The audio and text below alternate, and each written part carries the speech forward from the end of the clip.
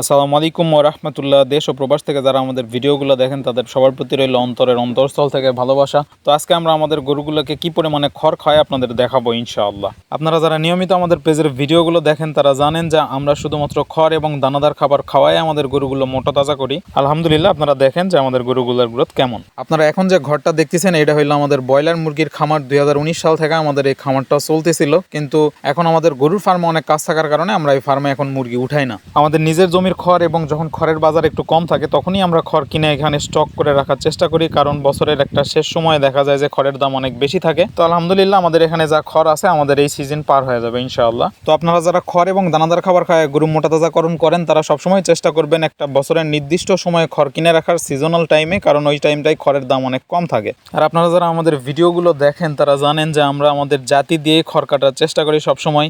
জাতি দিয়ে খড় কাটা অনেক কষ্টের, কারণ আমি নিজে এটা কাটি, আমি জানি। তো আপনারা অনেকেই বলেন যে ভাই আপনি একটা মেশিন নেন, খুব শীঘ্রই আমরা একটা মেশিন কিনবো ইনশাআল্লাহ। আর আমার থিওরিটা এরকম যে আপনি যদি 4 থেকে 5টা গরুর জন্য একটা খড় কাটা মেশিন কিনেন তাহলে 30,000 টাকার মতো এখন আপনার পড়ে থাকবে, কিন্তু ওই টাকাটা যদি আপনি একটু পরিশ্রম বেশি করে এখানে ইনভেস্ট করেন গরুর ফার্মে, সেটা আপনার জন্য অনেক ভালো হবে। তারপর যখন আপনার ফার্মে অনেক গরু হবে সেখানে আপনি নতুন মেশিন কিনলেন, সমস্যা হবে না তখন। আর এই যে টেবিল ফ্যানটা দেখতেছেন এটা একটা চার্জার ফ্যান। তো আমি ভাবতেছিলাম যে এটা দিব যাতে আমার একটু গরম কম লাগে, তো দেখতেছিলাম এটা নষ্ট হয়ে আছে, অনেক কষ্ট করে ঠিক করলাম। আর আপনারা অনেকেই বারবারই জিজ্ঞেস করেন যে ভাইয়া এই জাতিটার দাম কত এবং আপনি এটা কই থেকে নিছেন। আমি এর আগেও বলছিলাম যে আমি এই জাতিটা 700 টাকা দিয়ে নিছি এবং এটা আমাদের স্থানীয় বাজার থেকেই নিছি। আপনারা চাইলে অনলাইন থেকে নিতে পারেন, কিন্তু দামটা 700-800 এর বেশি না, এটা একটু দেখে শুনে নেবেন। আর আপনারা যারা 4টা-5টা গরু লালন পালন করেন তারা অনায়াসেই এই জাতিটা দিয়ে খড় কেটে আপনার গরুগুলোকে খাওয়াইতে পারবেন, এবং পরবর্তীতে যখন আপনাদের আরও বেশি গরু হবে তখন একটা মেশিন কিনলেন, তাইলেই ভালো হয়। তো আমরা প্রতিদিন সকাল 10টা থেকে 11টার মধ্যেই আমাদের গরুগুলোর জন্য খড় কাটি এবং এটা পরের দিন সকাল 10টা পর্যন্ত আমরা গরুগুলোকে খাওয়াই। আর আপনারা যে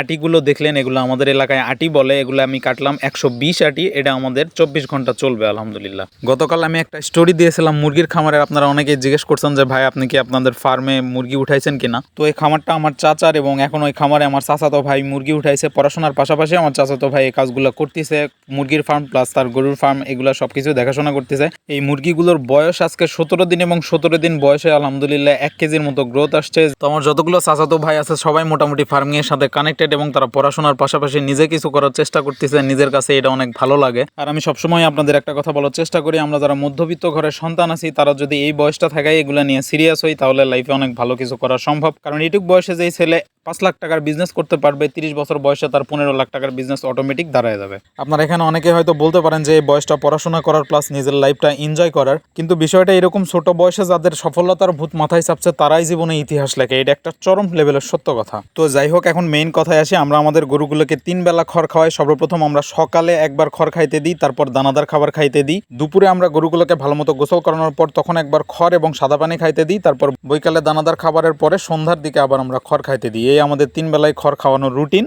আর একটা গরুর পেট ফুলফিল হওয়ার জন্য যতটুকু খড় দরকার আমরা সেই পরিমাণেই খড় খাওয়াই, কারণ আমরা যেহেতু ঘাস খাওয়াইতে পারি না। আপনারাও চেষ্টা করবেন আপনাদের গরুগুলোকে পর্যাপ্ত পরিমাণে খড় খাইতে দেওয়ার, কারণ দানাদার খাবারের পাশাপাশি আপনার গরুর পেট যখন ফুলফিল থাকবে তখনই আপনার গরুর গ্রোথ ঠিক মতো আসবে। আর আপনারা যারা ঘাস খাওয়ায় গরু মোটা তাজাকরণ করেন তারাও চেষ্টা করবেন ঘাসের পাশাপাশি গরুকে খড় দেওয়ার, কারণে খড়ে ফাইবার থাকে এবং সেটা আপনার গরুর হজম শক্তিতে সাহায্য করবে। আমাদের ভিডিওগুলো যদি আপনাদের ভালো লাগে অবশ্যই শেয়ার করবেন এবং আমাদের জন্য দোয়া রাখবেন। আসসালামু আলাইকুম ওয়া রাহমাতুল্লাহ।